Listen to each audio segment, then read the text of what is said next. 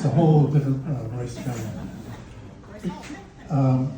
But Royce was a very important, and actually if you look at lists of the most important American, North American philosophers of the 19th century, he's always there on the short list.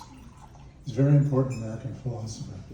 And I accidentally got to know about him very young. I was a philosophy major, and a couple of the priests here will know this, a lot of Jesuits fell in love with him, so I read a lot of stuff. He is very important, very interesting. And especially in this day and age, our country, our civilization needs somebody who's famous for talking about getting together, living together, and all those good things in democracies need.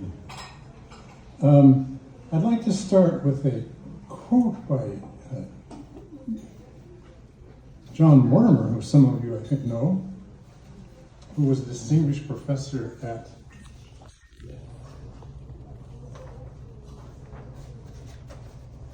Alabama. Where'd you go? Sam says.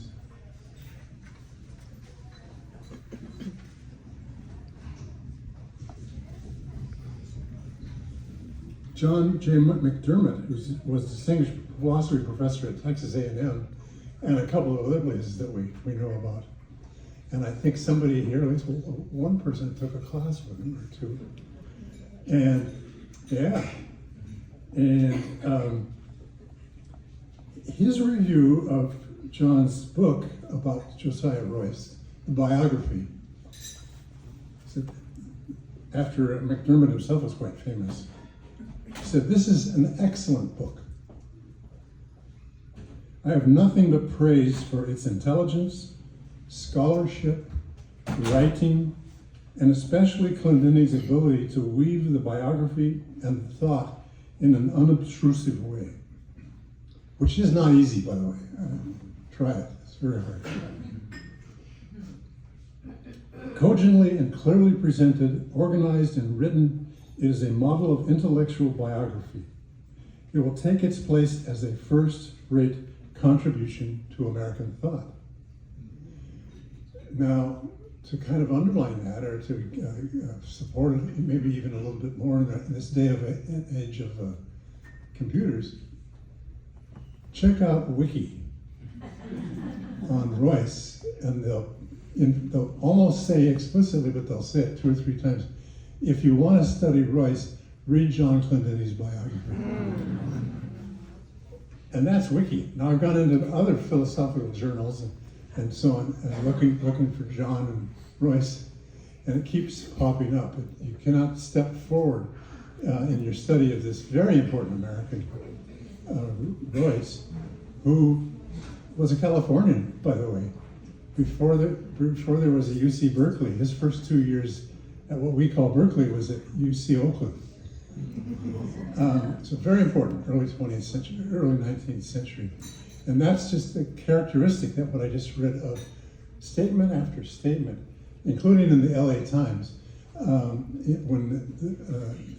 the 2 editions, have been 2 editions of the book of Life and Times of Josiah Royce, and I highly recommend them.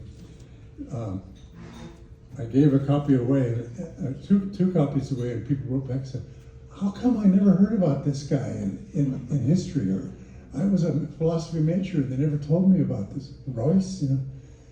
And John put Royce on the map almost in a way that Royce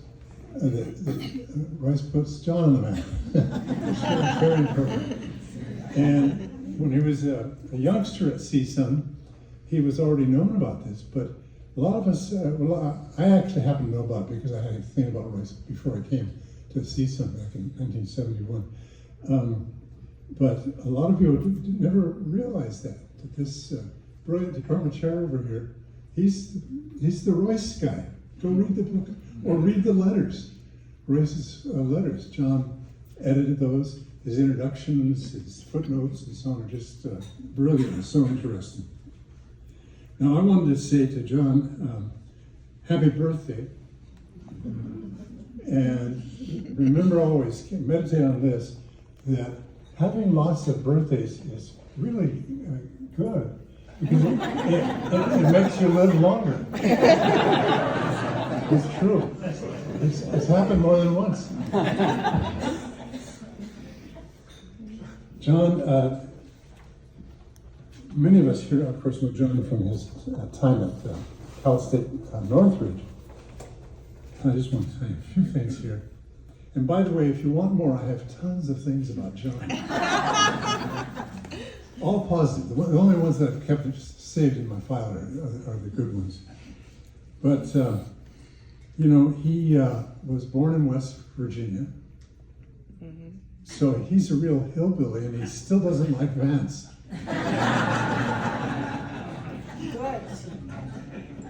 But he's a kind of I always thought he was an LA boy because he knows LA so well. But he did his bachelor's at Cal State LA in 57, 2 years before I graduated from high school. And then he did his MA and PhD at the University of Iowa in 58 and 62. He came to what we now call CSUN or Northridge, but what was San Fernando Valley State College in 1960, when I was a freshman before in college. He was assistant professor, associate professor, and from 73 to 79 he was department chair. And then for a couple of years, he became the associate dean. And this is all in what we call the College of Humanities, and where some of us taught for a long time. And that department of English was explosive.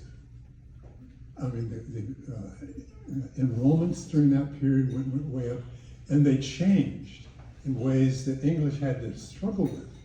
And I'm going to read something in a little bit by Bob Chianese, who was a retired English professor like John, same department, and was about some of the changes that put great strains on the department chair. There was a lot going on. I was chair for a long time of a small department in the humanities, and I had English students, and I loved them, and they would come over because I taught about religion and literature and stuff, and they fit right in. But meanwhile, the English department was taking on a whole new wave of students who couldn't write. That was that period. That was kind of oversimplified what I just said. But it used to be you couldn't take English classes. You might not even be able to get into college unless you had English composition at a junior college or somewhere. And Bob wrote about this, about that strain on, especially on the department chair. And English was a big department, and had to hire a lot more faculty who had to fit in. And John had to make sure that the people who came in there fit the thing they were going to teach. And it wasn't easy because people weren't just simply, majoring in English poetry, or they still had that, of course. But you had to make all kinds of adjustments because of these changes. And John, you got a lot of praise from your colleagues for that. I used to, as living nearby in a smaller humanities department, and being chair, wonder, how does he do that? It's such a complicated, growing, changing department. And he was well known and respected on campus for that work. His achievements, what we would call academic achievements or awards, they're all true. I've checked them out. He didn't just put this in his resume for Pam to see when they first came. He was a fellow of the American Council of Learned Societies in the early 60s, a junior fellow of Wesleyan University Center for Advanced Studies, ACLS, the American Council of Learned Societies. He was a senior fellow there. A Guggenheim fellow. That's really something. There are not a lot of them. You don't run into them at the liquor store every day. John was a Guggenheim fellow. That was in 1971 when I first came to the campus. A Fulbright senior lecturer in Greece. That's spelled Greece.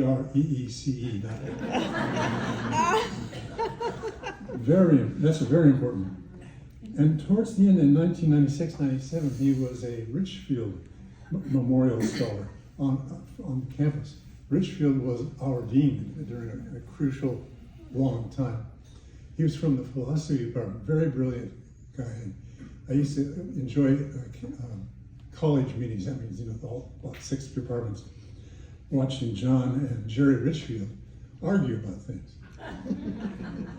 I usually agreed with John, but I never interrupted because they both were really good arguers. And in 1997, and this was a singular honor, he was elected by colleagues and administrators as CSUN's outstanding professor. And CSUN's a big place. It was already real big then. This is not from St. Cyprian's grammar school or something. I went to St. Cyprian's in Long Beach. And more recently, and this was really a tribute, John took over being, and a couple of people here know what that's like, being the president and chair of the Association of Retired Faculty at CSUN, which is very important. It's, I think, saving the mental lives of some people, except for the officers like presidents. And he did that, and I think that was just wonderful. And I remember at that time he told me that Pam had encouraged him to get in there. Once again, another wonderful gift from Pam. And while we're talking family, weren't you impressed with these daughters?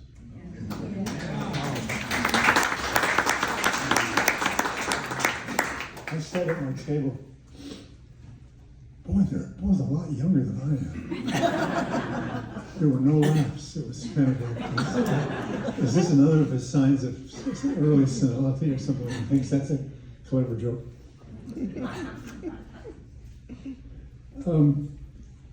I'd like to just also now say about his national work, and it became international with Royce Business. He's of course been a member, one of the founders, developers of the Royce Studies of America organization. He's been honored several times by them, and his name shows up now. I'm tempted to go on and on, but I won't. John said, keep it down. Just an hour. But if you let Pam know that you'd like a copy, I can send you a number of these references and so on.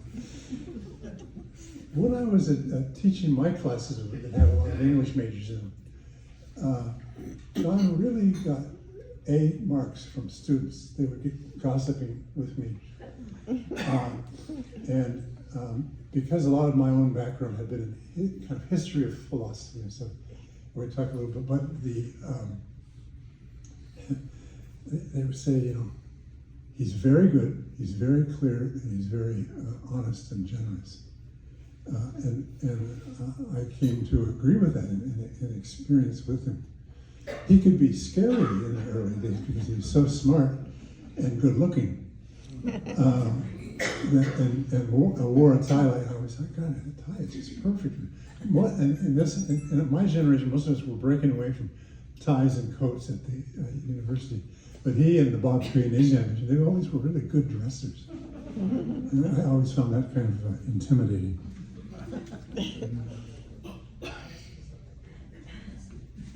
The other thing I wanted to mention is the CSU, which is, as you know, it's the biggest collection of universities in the country, maybe in the world, hundreds of thousands of students. And the CSU itself has a motto, Vox Veritas Vita. I used to teach high school Latin, so I kind of know what that means. It's voice, truth, and life. And John and a number of other professors here from CSUN that I hope if you haven't met them before, like Bill Walsh over there, meditating, we're all wonderful. They exhibited that. And John's supported people in that world. There's something else I want to tell you about John, but I can't remember. Recently I had a chest x-ray at Kaiser. Everything turned out okay that day, but I had kind of a bad cough and cold, so the doctor sends me down to x-ray. And the young woman radiologist there, who was going to work me up ahead of time, she sets me down, goes around the corner, and she's doing some homework, some paperwork I'm doing. So she yells around the corner. She was Latina. She said, "¿Cuántos años?" I said, "Oh, 82, 82." And she says, "Oh, you don't look that old." She's yelling from around the corner. So I said, "Wait till you see me without my shirt on." So there are downsides to the decades, but you do get to live longer. And by the way, after a few moments, then she comes back around and my shirt was off, and she giggled. And I told her, truth, honesty is overrated. She was signaling to me, "You are old. Look at you, you got your shirt on." Holy moly. John has always been very good to me. I was one of the new kids on the block when I first met him. And it was really kind of fun going to these college council meetings and watching him fight with the dean, who respected John and vice versa quite a bit. Richfield was a very bright guy. And it's been a tribute to me in my life. And I want to say that, again, all of us are very happy for you and that you're with us.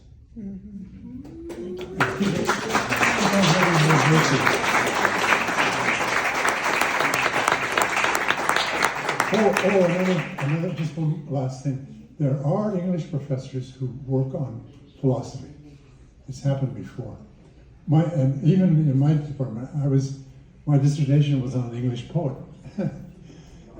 So it happens because good philosophy is very readable and respectable by people who know about literature, people who know about psychology. It ain't just arguing about logic or whatever, although it includes a lot of that. So thank you, John. You're a great writer, a good man.